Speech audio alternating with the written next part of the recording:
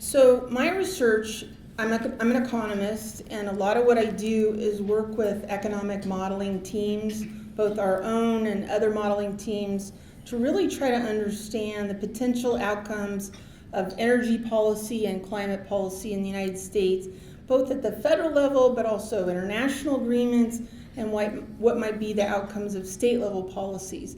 So what I'm going to talk about tonight is really grounded in this peer-reviewed literature to which I contribute, and then the other policy research that I do to try to address the outcomes that we see in the modeling. So what's going on with coal? Okay, so you guys are actually on the forefront in coal-reliant areas of what's really been a market-driven shift in the demand for coal. And what we know from the econometrics is that largely the decline in coal has been driven by low, persistent natural gas prices.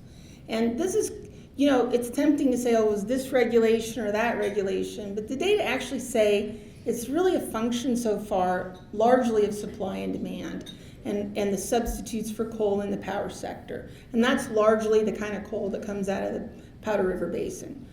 And this is so I just recently co-chaired a study under the Stanford Energy Modeling Forum. We had 11 major models of general equilibrium models of the global economy and energy sector models. These are like the modelers from MIT and Stanford and all the other, usual suspects. And every last single model showed that even if the most modest climate policy would greatly amplify the trends away from coal. And there's for a couple reasons. One is coal is by far the most carbon intensive fuel. It's got twice as much carbon per unit energy of natural gas. And obviously natural gas has more carbon per unit energy of renewables. So if you do anything that prices carbon or the virtual equivalent, coal is by far the one that has the greatest relative price change. And second, coal has all these substitutes in its major market, which is the power sector, particularly for Powder River Basin coal. And so what happens is immediately, if you have a price on carbon or something similar in a regulatory vein, dispatch changes. So existing capacity in the power sector gets driven to lower carbon power plants. And that immediately disadvantages coal. And then what happens is those coal plants become economic because they're not running as much, and they get retired. And that capacity gets replaced with some combination of natural gas, which can be very efficient and clean, and renewables. And so there's some, I would say the models are less consistent about exactly what replaces coal, but every last one of them, coal disappears very short order, even with the most modest policy, because it's already on the tipping point. We're already seeing that decline. And so I think the exposure for the coal-reliant areas is really to be prepared for that kind of future. And so it's looking at that data that brings me here, because I'm kind of worried about the future of places like Wyoming and West Virginia that have relied on this resource for so long. Not just for jobs, but for the revenue streams that come with it. Your whole fiscal system is dependent on these mineral extractions, and then what happens when that dries up. So that's why I'm actually doing a huge research project right now to think about, okay, well, if we're going to have climate policy, how can Wyoming get in there and get a piece of the pie and make its future better? And so that's kind of what I'm trying to figure out. Like, what should Wyoming want out of this deal? What should they ask for? What should they get? And how do you build a better future while you're facing the inevitable? So that's kind of my whole area of research, and I can go on about this stuff, but I'm going to turn it over. But that's the theme of my research, and it's not fun to talk about. I don't like to talk about, this grim prognosis, but I feel like if I'm not doing it, I'm the one looking at the numbers all day. I don't know why you guys are going to want to do it. So, okay, I'm bringing it out there, and then maybe we can talk about it. Okay. Thank you so much. And I want to tell you that I have read The Risk of Fiscal Collapse in Coal-Reliant Communities. I think it's an 80-page document, complete with charts and graphs. It is actually very well done, very interesting. And even though I joke around about the title of it, it is an accessible piece even for those of us without PhD in economics. But let me ask you, before I get to some of the more policy questions, just to be clear, what do you mean when you said that coal is going away in short order? Is short order 2 years, 5 years, 10 years, or 50 years? And what did you mean by a climate policy?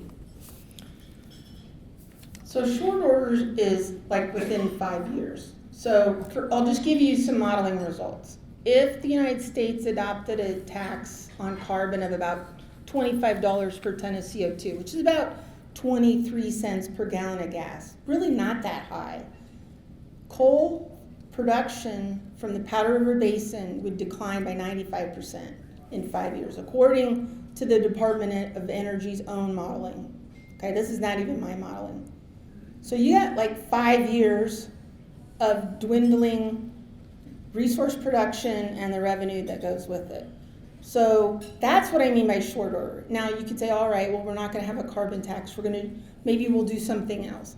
But any kind of regulatory program that is environmentally similar will do the exact same thing. It's just there won't have any revenue that we can then target back to coal country to ameliorate the dislocation. So, you can say, well, I don't want a carbon tax, but if you don't want that and you want regulation under Clean Air Act, you're going to get the same outcome with no resources to help you. So that's kind of like what I'm trying to think through is how does Wyoming and West Virginia manage its transition in a way that buffers that dislocation fiscally, employment-wise, and otherwise. All right. You just begged the obvious next question. What should Wyoming do to be better prepared to adapt to the national, international, and state policy shifts? Well, I think the first thing you have to be prepared for is to diversify both your revenue instruments. Like you have to have a broader set of taxes, but you have to have a broader set of economic activity that would actually raise revenue from those taxes. So you got to be prepared to, diversify into tourism or whatever. I mean, I'm going to defer to the community development experts here in Wyoming, but you got to be prepared to rely on things other than fossil fuel extraction. And you have to be prepared to get in there and get a deal. I think one of the things that worries me about Wyoming is that if you're just in a mode where saying, we're never going to have anything that looks like climate policy because we don't think climate is a problem, is not grappling with the reality is you don't control the outcome. Other states are the ones buying your coal. So you don't control, you can't hold a gun to their head and force them to buy coal. So policy's going to move on. So you got to be prepared to get in there and get the deal that you can. And okay, this is going to come out maybe harsh, but it's going to mean that Wyoming is like every other state that doesn't have fossil fuels, right? Like most states have not been able to rely on these resource rents for revenue for decades, and now you're going to be just like everybody else. So I'm sorry, you're going to have to talk about taxes and taxing your own selves, and it's going to be uncomfortable, and it's going to be a cultural shift, but it's just going to mean you're just like everybody else. And I don't know how sympathetic a lot of people are going to be about that. All right, thank you so much. And we did try to impress on Adele at the table that this is going to take a little bit of work. But one of the things that I'd like to get back to maybe in a later question and answer is thinking about federal mineral royalties and the grand deal that Adele has in mind that maybe kind of we could start thinking about, with the federal government when it comes to those FMRs. But we're going to turn now to Denise. Denise, tell us more about your agency and in particular how you are thinking about coal and then the bankruptcies. Thank you. Thank you for having me, and because this is such a difficult topic and because I am a government employee for a couple of more months anyway, or maybe a couple more hours after this discussion tonight. So I want to do the usual disclaimer that these opinions are my own, even though they probably should be the opinions of others.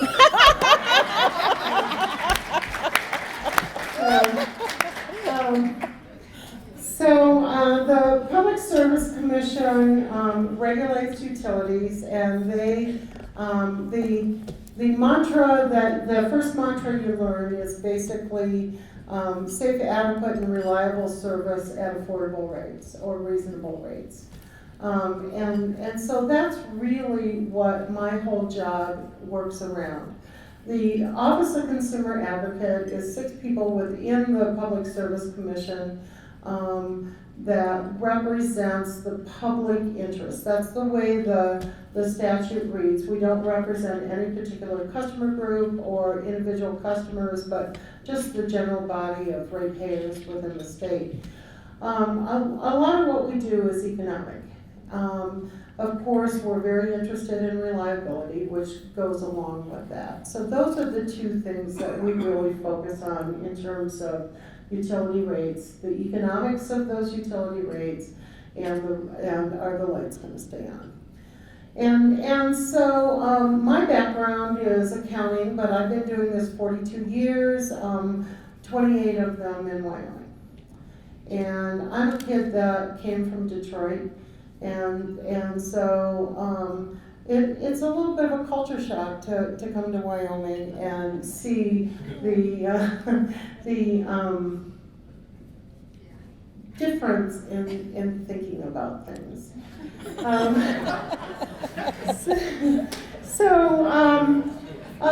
couple of things that I think about with coal is that of course what has been discussed around the state this last year is the Rocky Mountain Power studies that have come out, and I don't know how many of you are Rocky Mountain Power customers, electric customers, but you know, they've been doing these studies for the last year that look at what the best set of resources for serving electricity in the state and in the region is.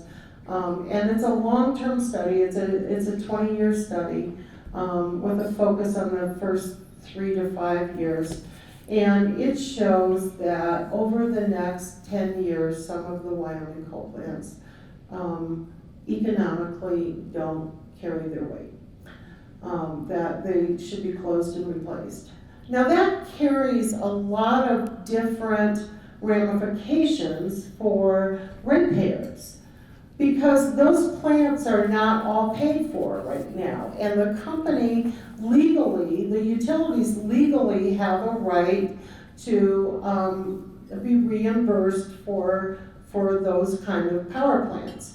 So when we're talking about this, when we look at the economics, we need to look at the economics not only of what the new resources are going to cost, but how do we continue to pay for those old resources that they have a legal right to be paid for. So that's one side of economics.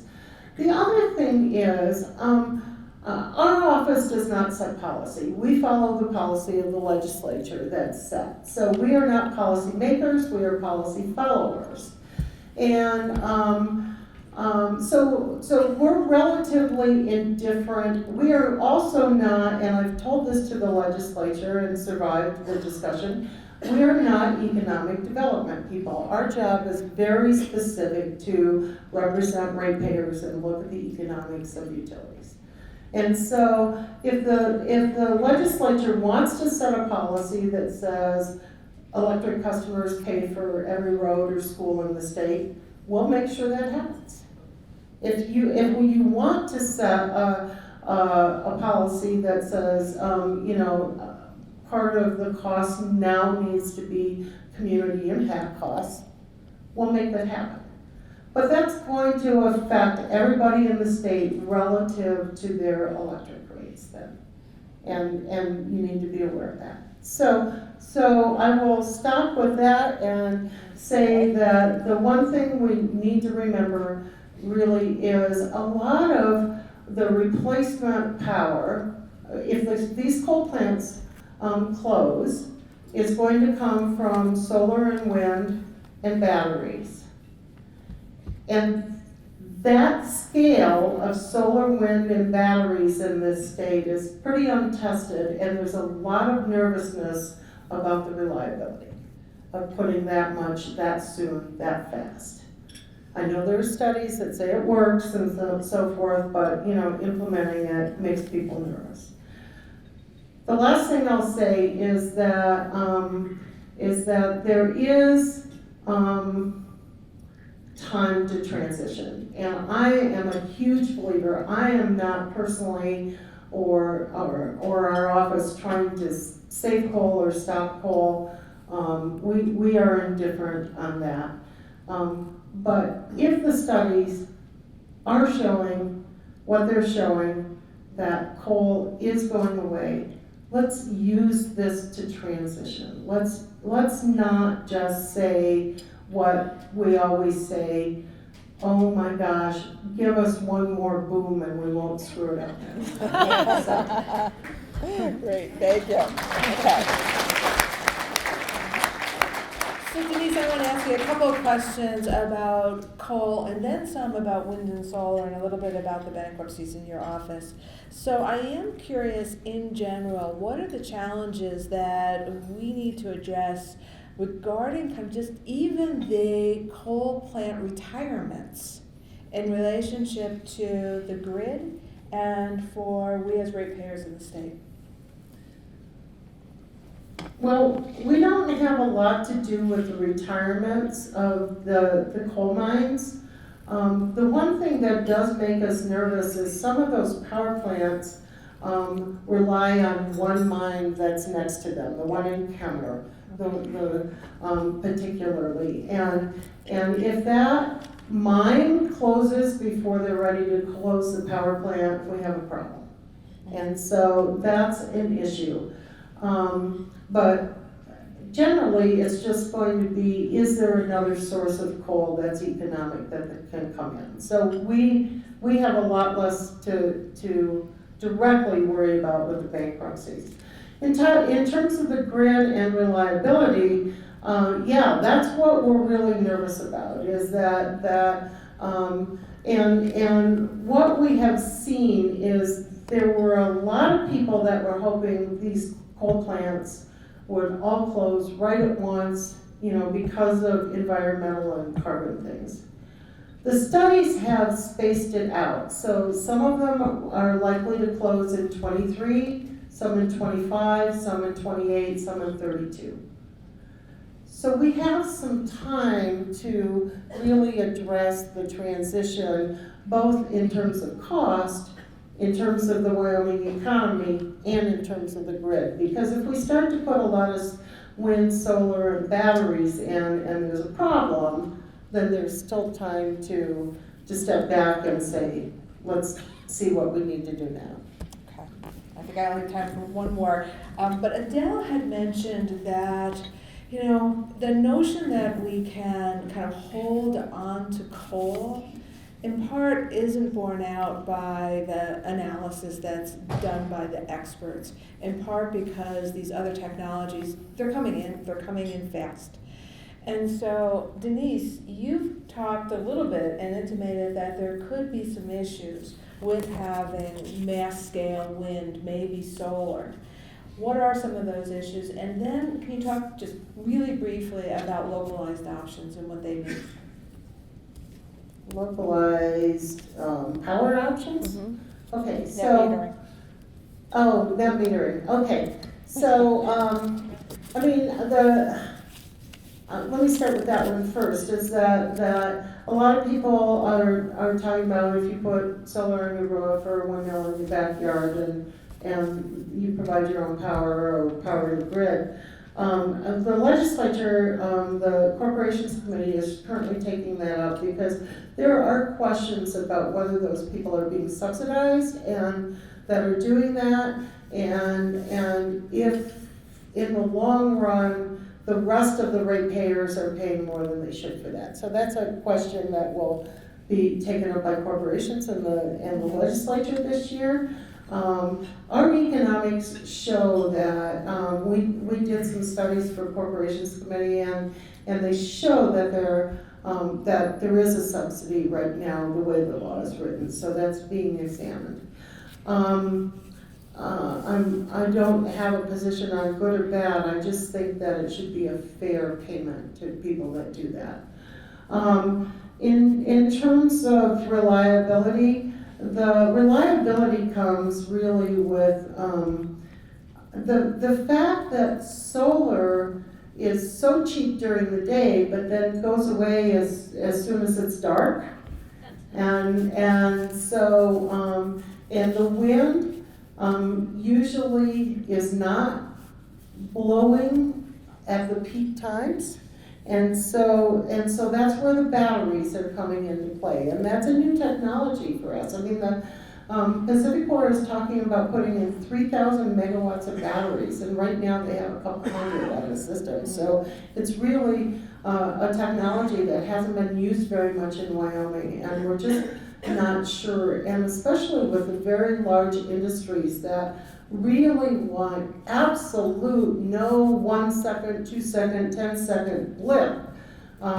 It's something for us to really keep an eye on and watch. Great, thank you so much. All right, we're gonna go down to Wanna Robin. ask a question? You wanna ask a question? No, I Oh, do. no. Thank you, okay.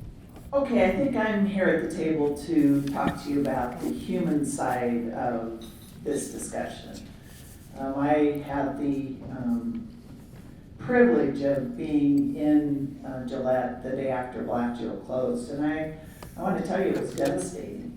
We had a meeting with the county commissioners, and there were a number of state entities that were there at the table, and it was very difficult to watch. The next day we had an informational meeting. We had over 250 people at that meeting, and it was devastating. And that's, I think with the studies and the science and that's important, but there's a human element to this that we all have to recognize. And I think that's my job at Workforce Services. And I have to tell you, I wake up every morning with this sense of urgency that I can't get loose of during the day, that we need to get something done, and we need to get something done fast.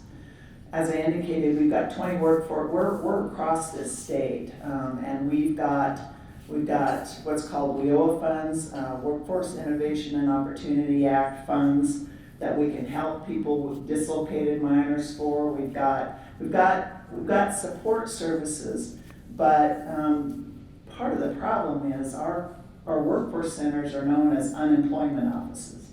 So part of what we're trying to do is change that dynamic and make those 20 workforce centers, they're career offices. They're offices where you have lost a job, you're a dislocated worker, you're a voc rehab client, you're a youth out of school, whatever the case might be. That's where you go to look for reemployment, and you look for help.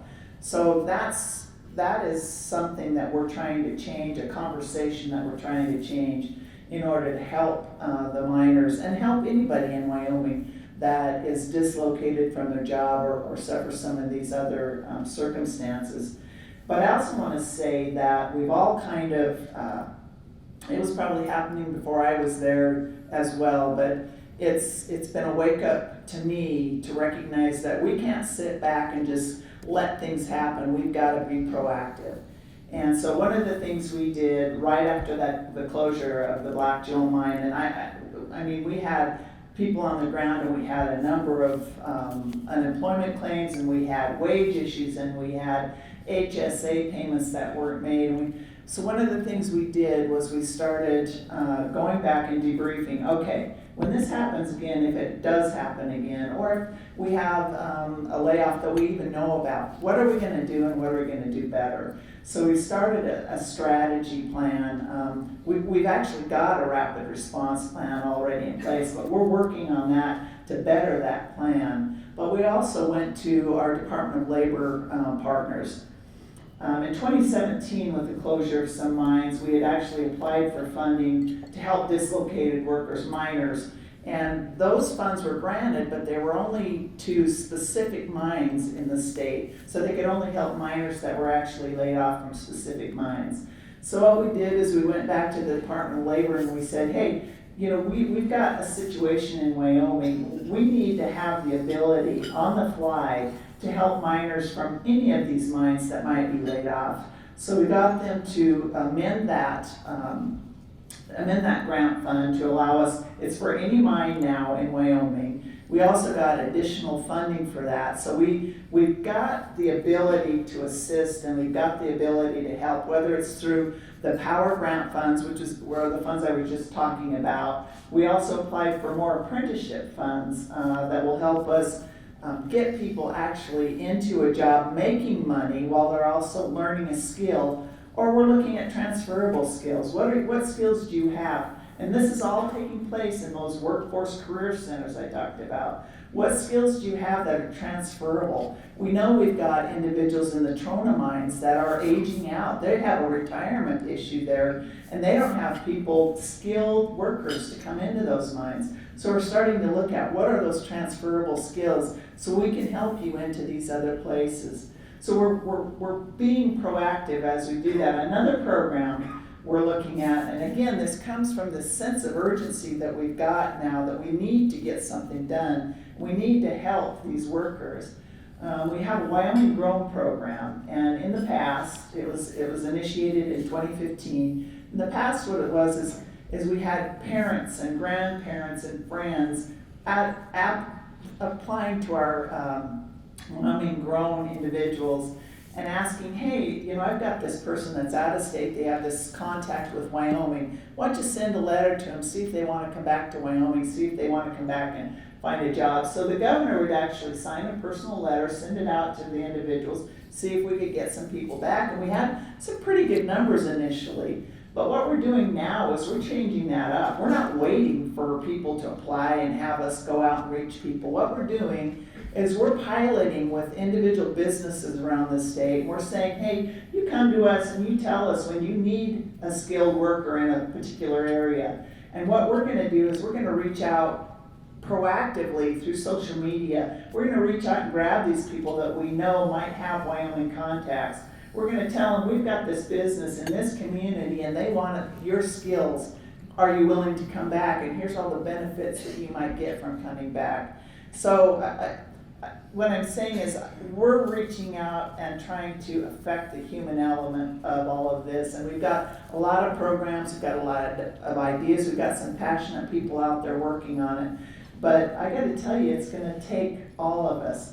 And we've got all these entities out in the state doing some fantastic things around the state. But we've got a lot of people reinventing the wheel where they might not need to. So that's another issue. We've got to pull all these people together and we've got to work toward this goal together. So we're not wasting resources reinventing the wheel when we can, that's already been done, so let's put that money towards this. So that's my spiel as far as the human element. It's very real out there and we're trying to address it as best we can. Great. And I'm going to go across to you if that's okay. Sure, yeah, okay. Thanks, Robin, and I too certainly heard that the response in Gillette immediately with the abrupt closing of Black Jewel by your agency was pretty phenomenal, so thank you for that. But I want to just switch gears for just a second and ask about kind of new energy jobs. And new energy jobs often are with independent contractors. And we see that with some of these alternative energy that could be coming in. And those jobs often do not come with benefits, unlike the jobs that go with the coal industry.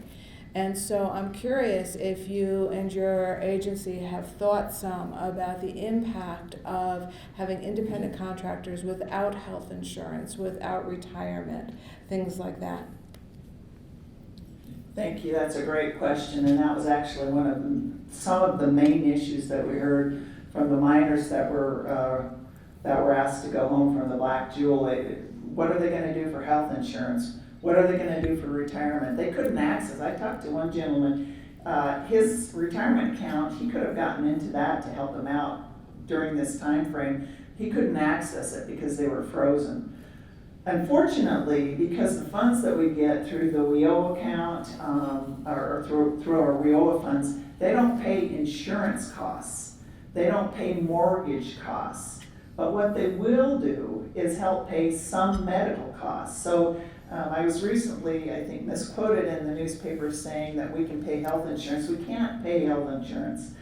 We have to be very careful with how we use those federal funds, because we risk losing them if we don't do it correctly. We can't pay retirement benefits. We can't do any of that. So that's going to be a struggle, and it's going to be a struggle for a lot of folks in Wyoming, because I'm currently working with another legislator on financial literacy, and asking our agency to go around the state with some financial literacy education, because we've got an aging population in Wyoming, and I just spoke about it as far as the Trona industry goes. We've got individuals that haven't saved enough in Wyoming, and there's going to be a huge monetary cost to Wyoming from that. So if we can help with that and go around with a little bit of financial planning, a little bit of financial education to help people start thinking about that now instead of later, I think that's something we can look at. But one thing that we learned from the closure, we had the Department of Insurance on site, and I want to reach out and really give them a shout out, talking about COBRA.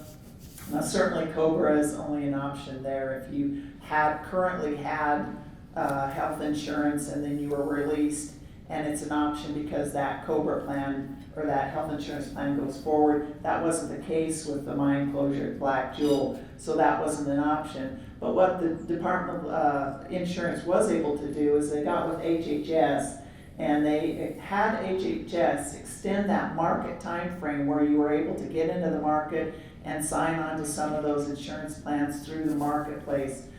So that was, I think, a real benefit, but that's another option. But we have not come up with a good answer to those types of insurance and retirement benefit issues that we know are coming up, that we are already seeing. So. Okay. Thank you, and I'm just going to put a plug in. We have to go back to talking about Medicaid expansion and what could possibly happen in this state. All right. Can I add one thing on that?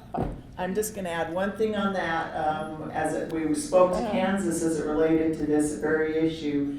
They gave us some incredible numbers that they saved when something like this happened to them. They had Medicaid expansion in place, and the numbers were phenomenal of the amount of money that it saved their state. So I'm just going to throw that out there. Okay.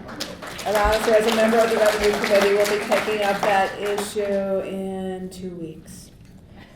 Fingers crossed. All right, so now I'm going to turn and ask questions for all of the panelists to address together, so we can get some conversation going on among them. So let's start with the biggie. So we're here in Wyoming, and there's tension between wanting to keep coal and the corresponding jobs and revenue, and the need to start thinking about an economic transition for lots of reasons. Many people want both. And that's honestly what we hear most of the time, is we want both. So the question is, can our state move forward with a serious conversation on economic transition and diversification while still holding out hope for coal? And I want to start with Adele. Sure. Yeah. So I think what you want is irrelevant to the market forces that you're facing. And I know that sounds really harsh, but you guys, 90+% of the coal produced in Wyoming is not used in Wyoming. You have no control over those factors. And that's an existing policy environment. And if there's a climate policy of any kind, it's going to be even more dramatic. So want whatever you want, but be ready to deal with the realities. This is why I will never get elected to anything. But you can be focused on finding the resources, demanding the resources to do what Robin's already talking about times 10. Like, my thought for Wyoming is you should have easily 10 times the resources that you have now. So then you can be dealing with, well, what's going to happen with these mines to be reclaimed when the companies go bankrupt, right? You're going to have a huge liability in your lap. What's happening with the healthcare and pension? Why not have a deal that backfills all of that and gives early retirement to the people who need it?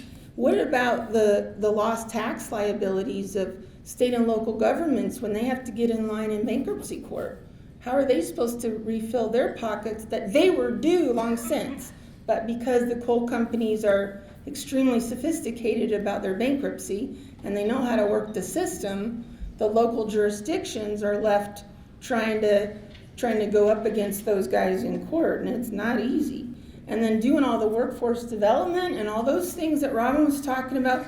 But then there's the water quality issues and black lung and all of that stuff. And so my view is like, okay, if coal's going down, make it go down in your favor somehow. And I've got lots of ideas of how to do that.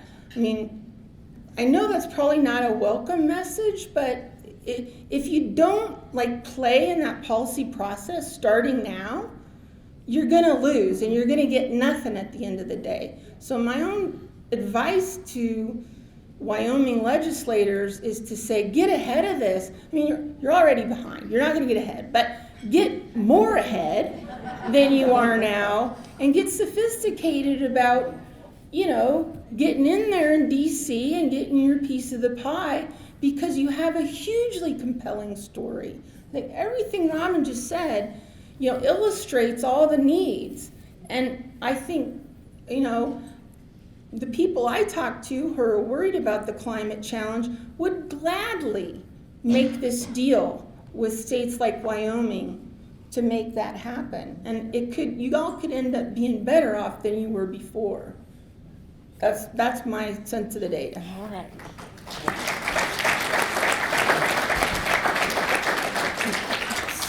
So just to add on to where Adele started, is that my one fact and figure that I was sent with from my office was that the coal mine in Wyoming was 288 million tons.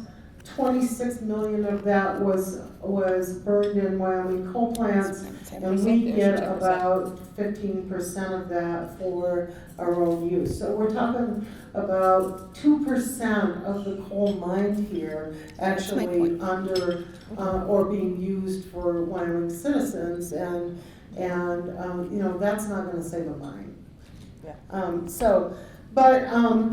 The question is one of will. We were talking before dinner, the four of us were talking before dinner, and I made a comment that, I think we're in the grieving stage, if you go through the 5 stages of emotion. And one of my fellow panelists said, maybe we're not there yet, we're in denial. And so, I really think that it's a bit of a problem to keep looking back. I think, people want to, this is the part where I'm gonna get fired tonight, but anyway, it's a bit of a challenge to keep looking back, and to try to look forward at the same time. So I think that yes, of course, if you want to try to save coal, you can try to do that while you transition, but I think you lose focus. I think you divert your attention to too many different things. And so my suggestion, if anybody were to ask me, would be to say, let's use this time. We've still got coal mines and coal plants in Wyoming for the next 12, 15 years. Let's take the transition time and not muck it up. Is that let's focus on what we can do. Whether it's to instead of trying to save coal, it's trying to bring some other resource in, whether it's to do some other economic development, whether it's to draw other types of businesses in, whatever it may be, is that we have to have the will to change.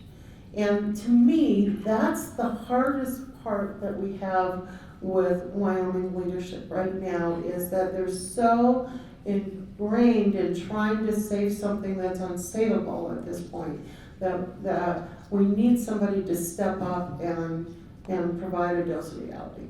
You want to add? So I told these ladies, I think I'm the Pollyanna of the group. I'm the ultimate optimist, and I think, yes, we have a certain timeline, but I think we can do it within that timeline, and I think we can do it with a step-down type of process where we're coming into it, and we're coming. Change is hard for people, and this is a sea change. This is a sea change for the people that are in this industry, that have thought that they were going to be in that industry for the rest of their lives. And that is a difficult thing to ask of them, and I think we all have to recognize that.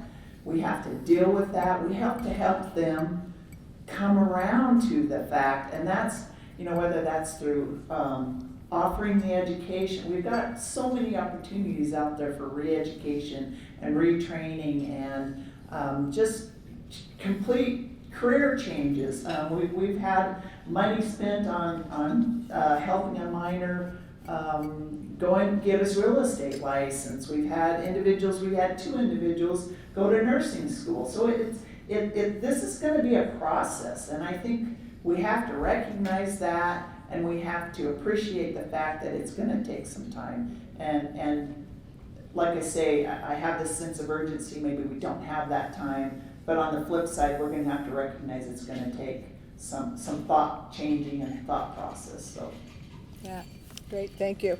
Thank you. All right. I'm going to switch gears a little bit. And, when I looked at the panelists and knew what they would bring to the table, I was really impressed with their level of knowledge, their expertise, their experience. But we live in a world often right now where that knowledge and expertise is often dismissed, right? Mm-hmm. It's science, economic projections, best practices can be thrown out the window in a nanosecond. And so I was curious if each of the panelists would address that reality and how they think about it. Their heads are down. Well, I'll comment a little bit. So a lot of what I'm seeing in my analysis is really uncomfortable trajectories and projections. But I've kind of been surprised. Like, I presented some of I haven't shown you like slides and graphs and tables and stuff. But I've done these presentations, like I did one in West Virginia, showing really kind of grim numbers. And I was ready. I couldn't even sleep the night before I gave that presentation because I was so nervous what the reception would be to that work. And I have to say the response was remarkably open-minded, and it sort of confirmed what some of the concerns already were in West Virginia. And it turned out, fortunate for me, I wasn't the only person on the set of panels who was kind of saying more or less the same thing. And since I've been here in Wyoming, I'm kind of getting a similar sense that, like, maybe you guys aren't representative audience or anything, but I will say that there is a really remarkable openness or open window to thinking about these things in a new way, because I think there's a growing recognition that, maybe you guys, there'll be some technological development that kind of saves it all, but there seems to me to be more openness to consider the alternative. and more recognition that there is an urgency to prepare for that alternative future and make it as positive as it can be for Wyoming. And I think that gives me a lot of hope, because that open-mindedness lets new ideas and policies in the door, and that can only be a good thing. All right, here we go. Well, you can't force people to listen to you, but eventually reality sneaks up and hits you on the behind. So, I think we're sort of in that stage with state revenues, is that, that mother is the necessity is the mother of invention. And so I think we're being forced to, whether we want to or not, whether we believe that this is a long-term or a short-term problem, we're being forced to start the conversation.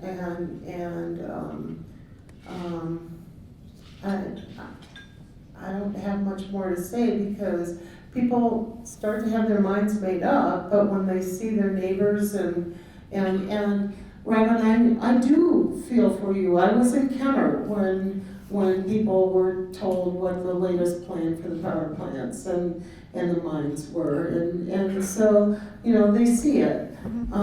Is that I feel for you, and it is personal in this state, and so I don't want to come off cold-hearted, but I think at some point, it's just so overwhelming you can't help but say, okay, now what?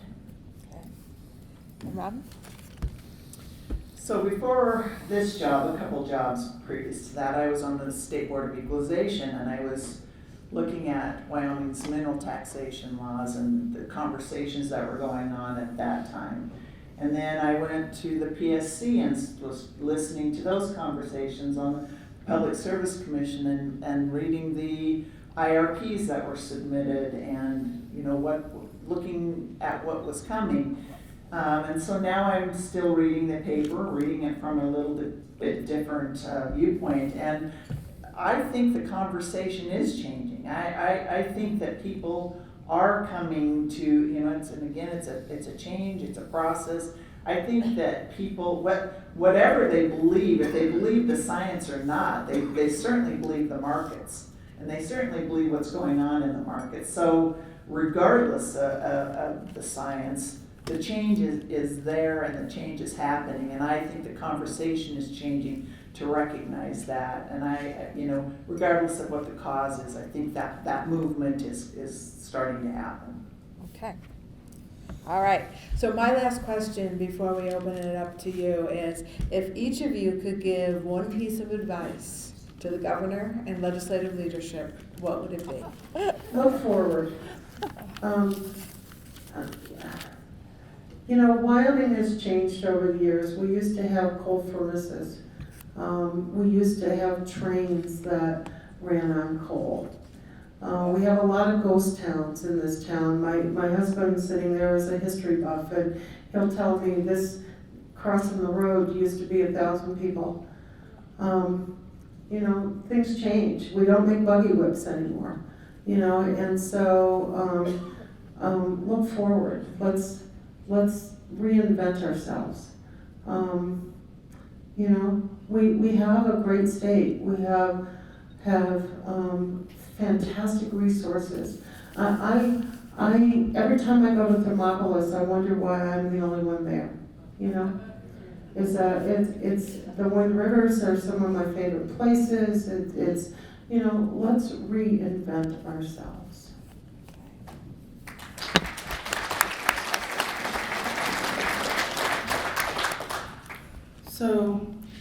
So I would say to the governor and the governor's folks is to just be super careful of wishful thinking. And, you can be hopeful, but that doesn't necessarily have to be your central strategy. Be strategic and, prepare for the most likely outcomes, even as though you hope for better outcomes. and try to make investments that give you lots of information about what might work and what wouldn't, so that that next time you make an investment, it pays off even better. So a lot of it's just playing good government, good revenue administration, and being there and be as strategic as possible, both within Wyoming and with Wyoming's relationship to the federal government. Yeah. You're the stand-up economist. I just teased her. She's funny. So she can do stand-up as an economist, don't you think? Not that we'd vote for her. No, of course not. I hope not. I'm in a little different situation as a member of the governor's cabinet, so I'm going to just rely on what I've already heard the governor saying. But it's something that I completely agree on or agree with, and it kind of is a broader picture than what we're talking about here tonight, and that is as we look at how we're moving forward, retaining and maintaining a skilled workforce is going to be critical going into the future. You've all heard the discussions about the brain drain. We've got some incredible individuals at the University of Wyoming that are getting an incredible education, and the minute they walk across the stage and get the degree, they're heading out of state. We've got to be looking at why that's happening and what we can do to stop that kind of a brain drain.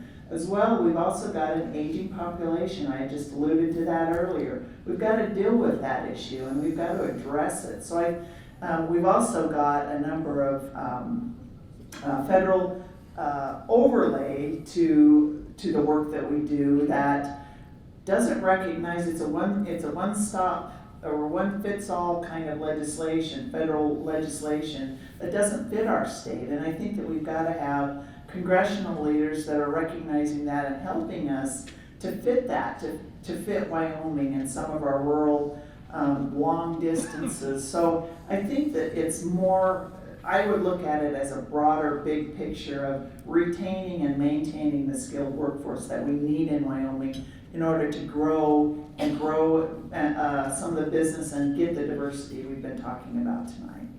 Thank you. Great, thank you. And let's give all our panelists a round of applause before we open it up for our questions for you. Thank you.